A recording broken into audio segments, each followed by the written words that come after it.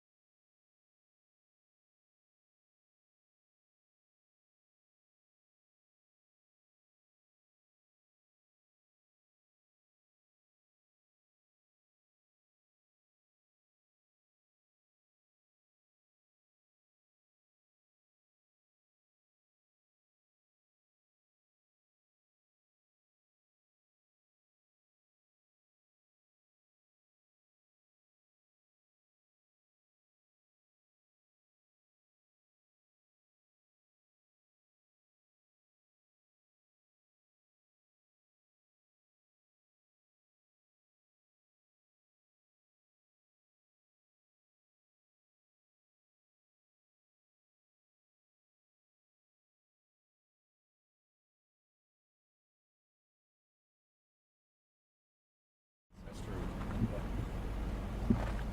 So give me a thumbs up when y'all ready, guys. Ready, set.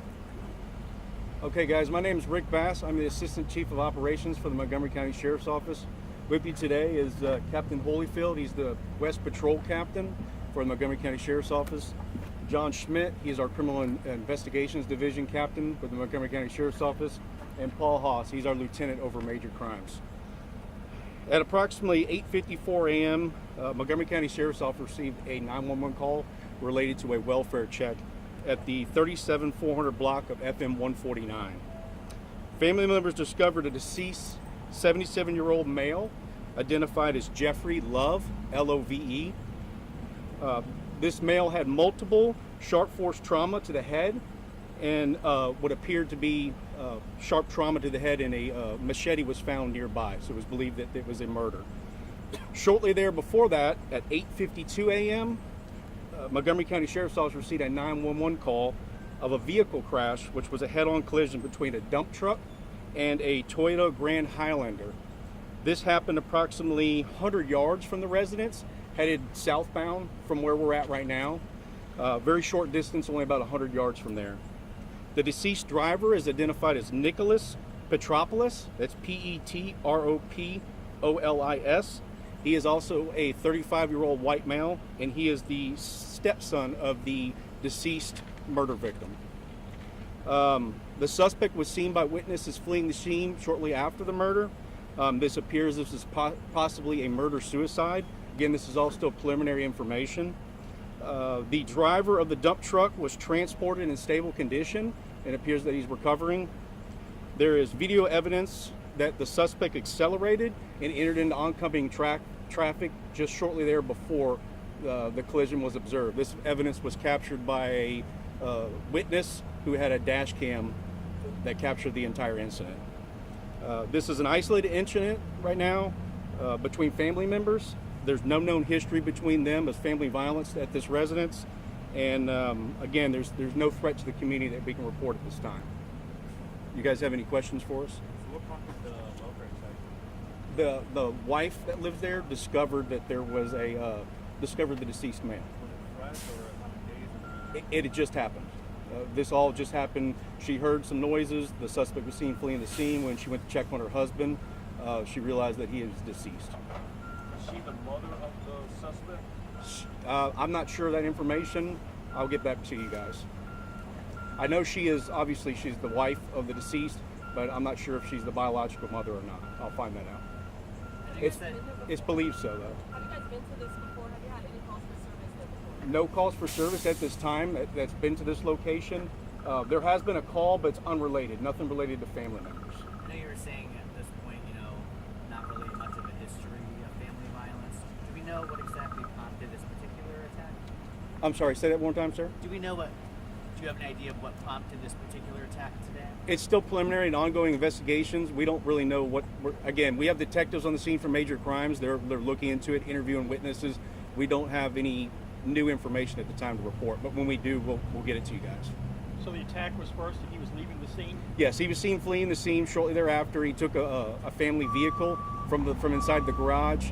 A family member saw this, and again, these two incidents happened within the discovery and the 911 call, and then the vehicle crash happened within 2 minutes of each other. You guys have any other questions? So we know that the wife of the deceased was in the house at the time. Were there any other people in the house? I'm sorry, sir. Could you speak up for me? The wife of the deceased was in the house at the time, as well as the deceased, and then the stepson who fled the scene. Were there any other people inside? Not that we know of at the time. There's a separate residence there too that they're interviewing witnesses, but it's all we know in the time was just that the wife, the son, and the deceased. Do we know if the stepson also live in that home, or who actually lives in the home when this happened? Yes, the stepson does live in that home. More about their relationship at this point. Obviously, they're related, but They're still interviewing family members. There's no indication that there was any type of toxic relationship between the stepson and the father. Do you know about any history of mental health with the stepson? We don't know. There's nothing that we reported right now. There is some indications early on that there was a change in his medication that may have altered his mood, but they're still running down that information. The detectives are at the moment. does he have any criminal history? No criminal history by the deceased or the suspect in this case. And the ages on suspect was pronounced deceased as well. Ages on the two? I'm sorry? Ages on the two? The deceased is a 77-year-old male, and the suspect is a 35-year-old male. And just so I'm clear, the dump truck just happened to be involved. No relation at all. Just No relation. He was just driving down the road, headed northbound here on the 149. Is that what we're seeing behind us, the crash? Yes, that's the crash scene behind us is related to this. And again, this road will be probably preoccupied for a little while. We're investigating the crash scene. Montgomery County Sheriff's Office is investigating the crash scene as well as the murder. any other agencies that help you guys in this? I'm sorry? Any other agencies that No, help in this? just the Montgomery County Sheriff's Office and the medical examiner's office is here as well too. Thank you guys very much. Appreciate it for y'all's time.